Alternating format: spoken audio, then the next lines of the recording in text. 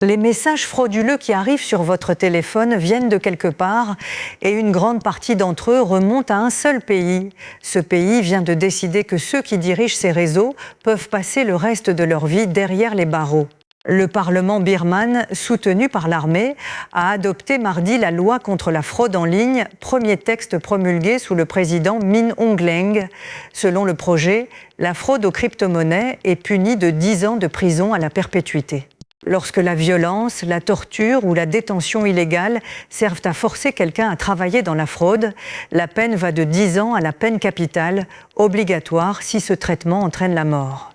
Des régions du pays sont devenues des centres de fraude à l'échelle industrielle où des victimes de la traite sont contraintes d'escroquer des gens partout dans le monde. Le texte définitif et la date d'entrée en vigueur n'étaient pas publiés mercredi.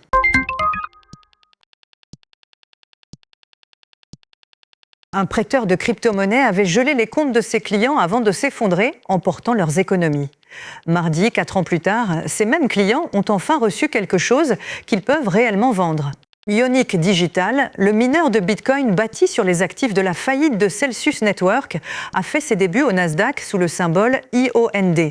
Les créanciers de Celsius avaient reçu environ 37 millions d'actions dans le plan de restructuration validé par la justice, mais aucun marché n'existait jusqu'à cette semaine.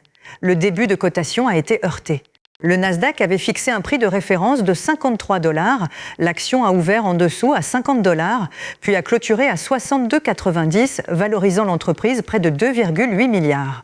Et l'activité que possèdent désormais ces créanciers ne mine presque plus de Bitcoin. La location des centres de données a rapporté 44 millions le trimestre dernier, tandis que le minage chutait de 82%.